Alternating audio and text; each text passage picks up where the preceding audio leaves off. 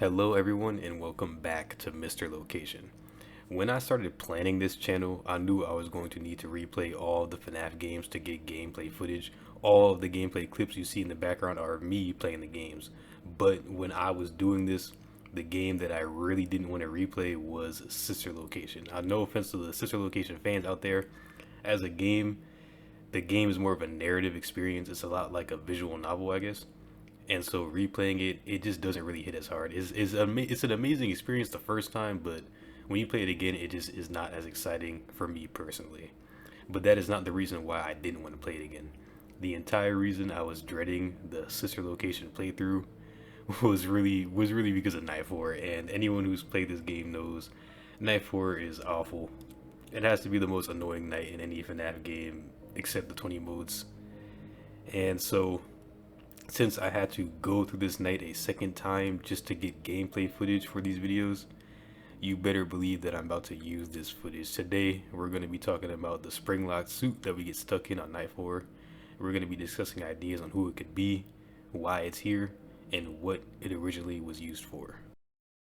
Oh, hey, wow, day 4. I knew you could do it. We should just start with the physical design of the suit. It is notable that the interior of the suit looks nothing like any animatronic that we've seen between FNAF 1 and Sister Location. In my opinion, the closest matches are Spring Bonnie and Toy Chica. I'm not saying that it's either of those characters yet, I just think it kind of looks like them. But because the suit doesn't match anyone properly enough, you could argue that it's a character that we have yet to see, or it is simply a faceless, generic Springlock suit and not a character. It's fair to say that.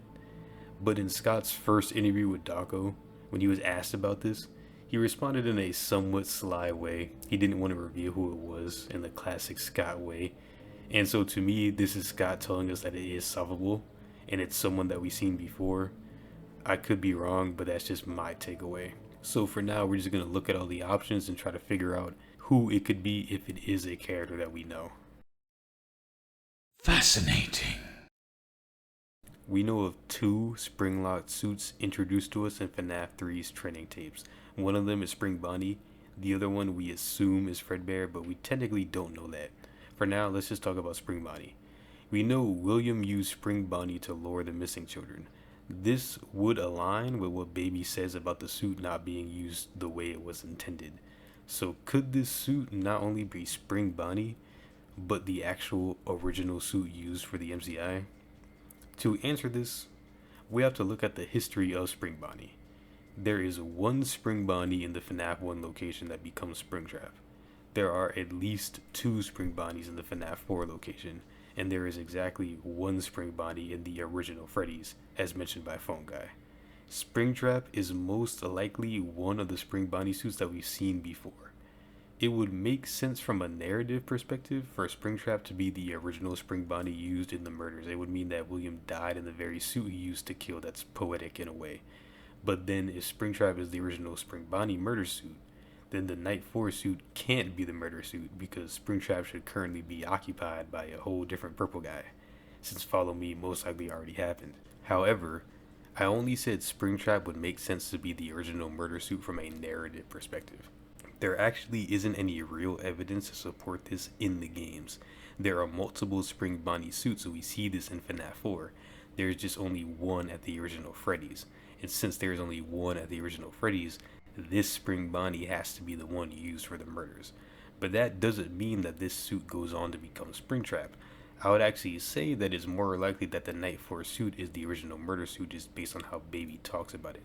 I know that Baby says I don't think it was ever used, but if the Spring Bonnie suit originally came from Freddy's instead of Circus Baby's, then that would explain why she doesn't think it was used, because it was never used at her restaurant. It was used at a completely different restaurant. Now, there is a somewhat common misconception that Spring Bonnie was boarded up in the safe room, but that is not the case. Spring Bonnie was never in the safe room until Purple Guy brought it there and Follow Me. There is no phone call in FNAF 3 that mentions Springlock suits being stored in the safe rooms.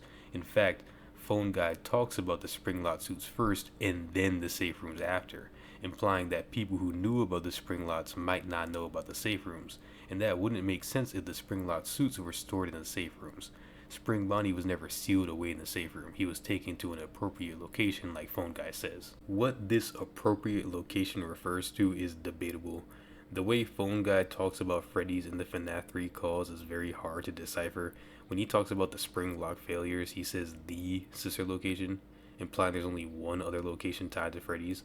But then later he says the safe rooms are being sealed at most locations, which just goes against the idea of a sole sister location. The only conclusion that we can draw here is that there are multiple Freddy's, and the sister location is Fredbear's, Circus Baby's, or an unknown restaurant. Since Fredbear's is most likely closed, this leaves us with the sister location being Circus Baby's or the unknown restaurant. But what I'm going to say is that the appropriate location that Phone Guy is talking about is actually Circus Baby's Pizza World. And I know what you're thinking, didn't you just say that Circus Baby's is probably the sister location? Well, one, I'm not 100% sure that it is, but two, Circus Babies can be the appropriate location and the sister location at the same time. I know that based on how Phone Guy talks about it, it doesn't seem like it could be the case, but in the phone call, Phone Guy says the classic suits are being retired to an appropriate location while being looked at by our technicians. It may seem like he's speaking in the present tense, but he's actually referring to the future. When he says the classic suits are being retired, he doesn't mean that they are being retired right now. He means that eventually they are going to be shipped away from the restaurant. And we know this because he follows up by saying, while being looked at by our technicians. This tells us that the technicians have to look at the suits first, and then they're being moved away. The company does not have a plan for where they're being taken, which is why Phone Guy uses the vague terminology like appropriate location. It is very possible that this location ended up being Circus Baby's Pizza World, which is why there is a Springlock suit there. Baby says that the Night 4 suit was used, but it couldn't have been used at Circus Baby's since Circus Baby's never opened. This means that the suit had to have been used before it ended up at Circus Baby's. And since Baby implies that the suit was used for nefarious purposes, it is very likely that the Spring Bonnie suit that William used to kill the kids ended up at Circus Baby's Pizza World, and we're in it on night 4. This lines up very well because Phone Guy says that the suit is going to get looked at by technicians, and sister location is all about Fazbear Entertainment technicians. It's why we get hired in that game, where we get hired to be a technician. The only real issue with this theory is it goes against the narratively satisfying idea of William dying in the very suit he used to kill. Other than that, I think Spring Bonnie is a pretty likely candidate for this suit. There's been a slight change of company policy concerning use of the suit. Don't. But it is important to keep in mind that Baby says the suit is too dangerous. Spring Bonnie being used as a device for murder does not make the suit itself inherently dangerous. This has led some people to speculate that the Night 4 suit is actually the Springlock suit that failed and caused the suits to be decommissioned in the first place. This is a sound theory. It explains the too dangerous line very well. And interestingly, Night 4 FNAF 3 is when we find out about the Springlock failures. And Night 4 in sister location has us actually be in a Springlock suit. So maybe Scott did that on purpose. But it doesn't explain why Baby says it wasn't used the way it was intended to be. That line implies someone intentionally used the suit for sinister purposes, and it wasn't an accident. To me, Spring Bonnie's still the likeliest candidate. The only other Springlock animatronic that we know of between FNAF 1 and sister location is Fredbear.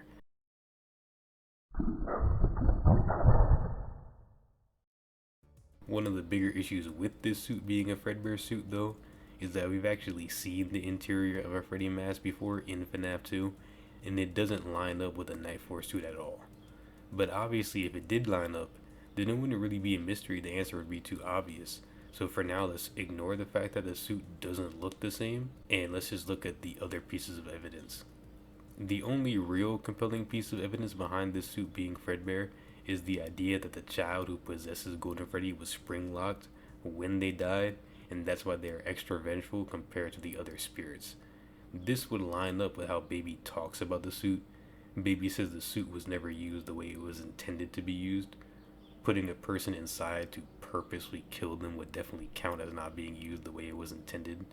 But besides this, there isn't really much else to go off for figuring out if this suit could be Fredbear. It's on the table, but I think Spring Bonnie has more evidence.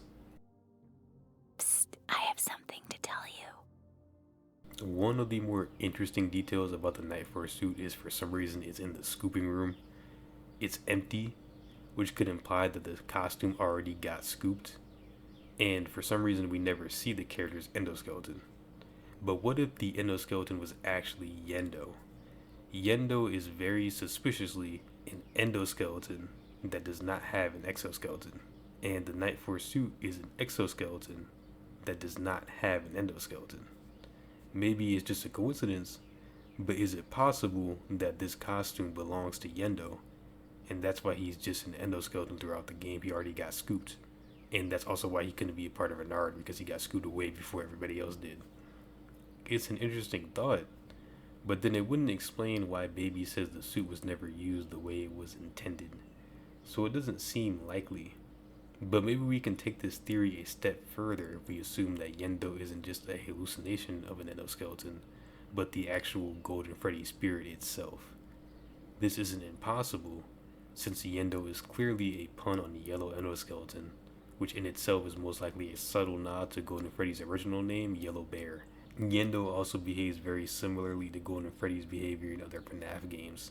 But what's always been very interesting about Golden Freddy compared to the others is he seems to project himself like the others in a ghastly form.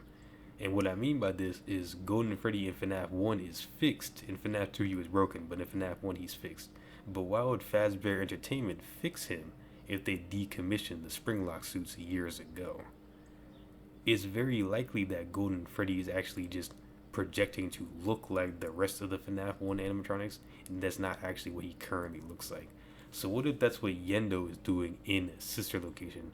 The Night Force suit is actually a Fredbear suit. It's already been scooped, and Yenndo is simply just Golden Freddy projecting to look like the other Funtime animatronics, just because that's how he always does his thing. He always, for some reason, wants to look like the others.